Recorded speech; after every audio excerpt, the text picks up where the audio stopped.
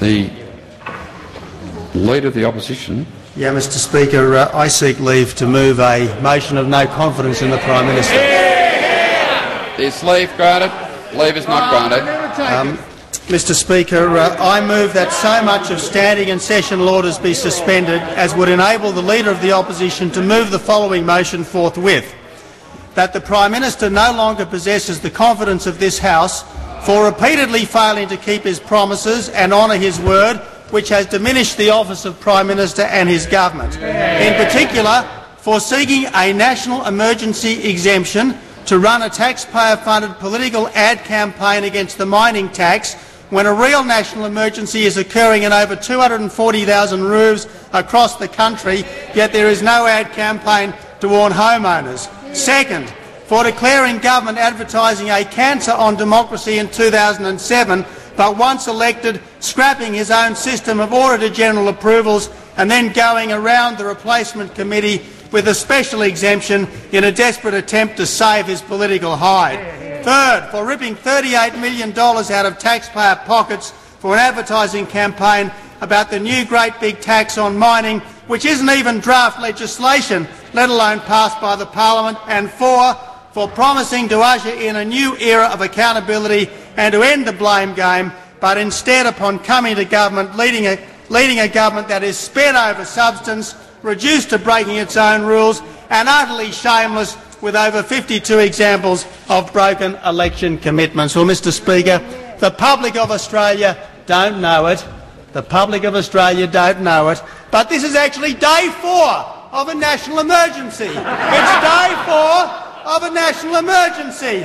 There are no guns in the street. There are no sandbags around government buildings.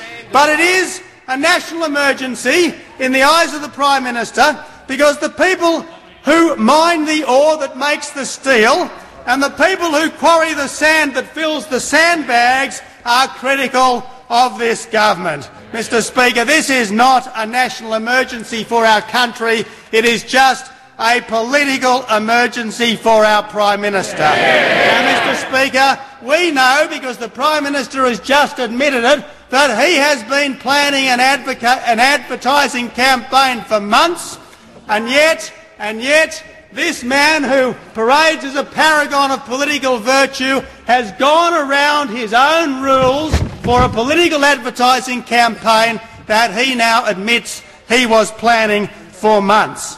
This shameless Prime Minister is prepared to spend $38 million advertising a tax that he can't explain, he can't defend, and he won't even legislate until after the next election.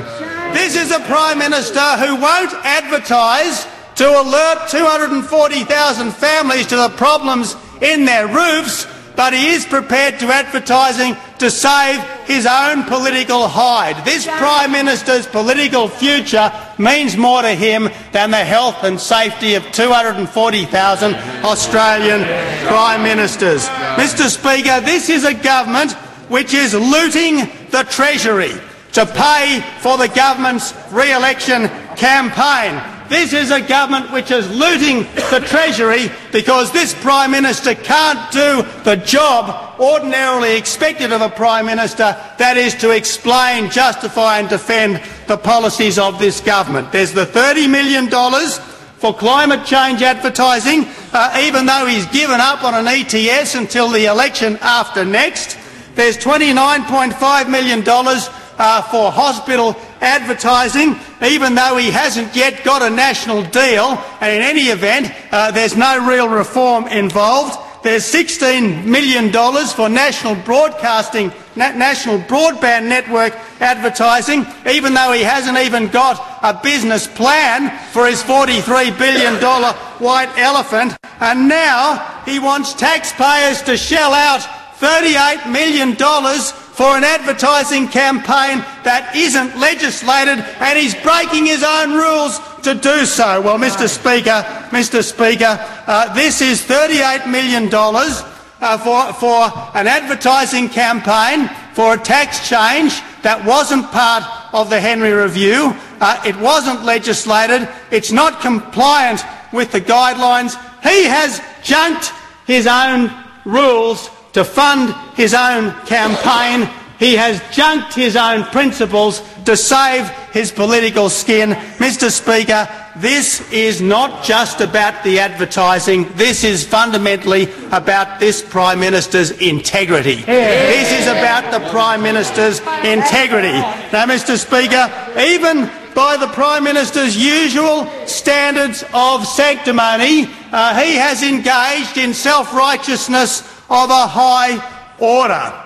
Let's remember, Mr. Speaker, what this Prime Minister said of government advertising repeatedly in the months before he was elected to high office. He described government advertising not just as a bad thing, not just as something that he would rather not have. He said it was nothing less than a long-term cancer on our democracy.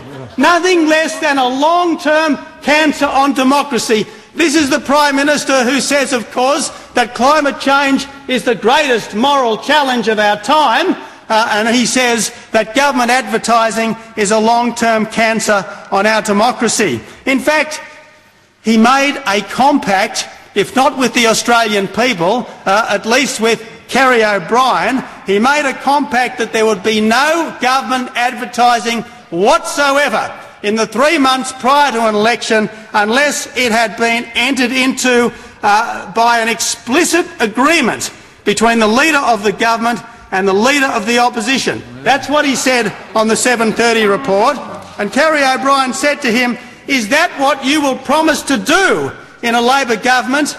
And here he is, channelling Dietrich Bonhoeffer, his great inspiration in opposition, in government. In government, his actions have made Graham Whatever It Takes Richardson look like a paragon of political virtue. So, channelling Dietrich Bonhoeffer, the Prime Minister said to Kerry O'Brien, "That is an absolute undertaking from us."